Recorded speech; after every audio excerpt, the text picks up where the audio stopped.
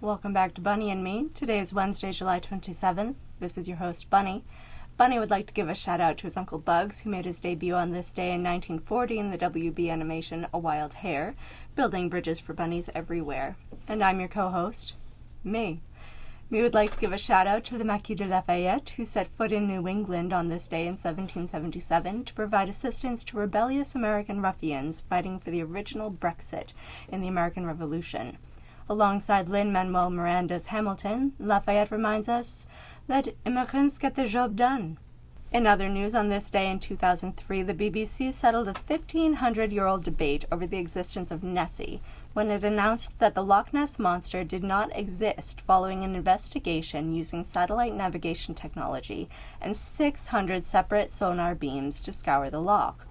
The BBC now holds the record for the most time, effort, and funding put into proving or disproving the existence of a creature we already know to exist, as well as a few others like the Were-Trump and Trumpkinhead. Now, many films have been written as allegories, warnings, and current event comparisons. The Lion King has long been considered a retelling of Shakespeare's Hamlet, and The Brave Little Toaster can be watched as an allegory about the Christian search for God with some subtle commentary about the horrors faced by victims of Nazi death camps. The RNC, on the other hand, appears to have been the prequel for the prophetic disaster film 2012, starring John Cusack as a failed writer who takes a chauffeur job for one of the richest men in the world.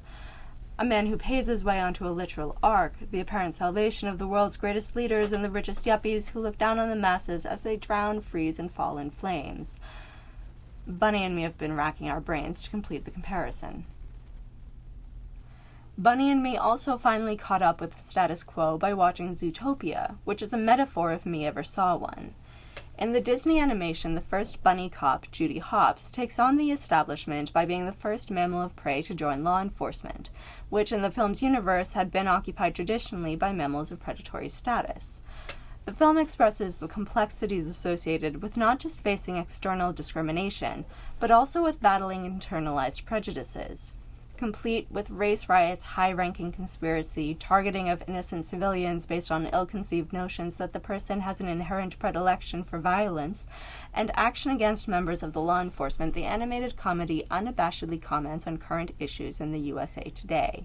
Bunny and me do not dare to make jokes about the violent deaths of black men and women, police officers, Sikh or Muslim people, and we encourage anyone who does find pleasure in such deaths to take a look at Zootopia, because although the film is a comedy and all of the characters are animals, it effectively shows the foolishness in such hatred and calls for peace, equality, and cooperation. And since Bunny and me feel like we robbed you of a closing pun, we'll leave you with this picture of Bunny Trump. That's all we've got time for this week. This was Bunny and Me. Hope you learned something, and happy July 27th.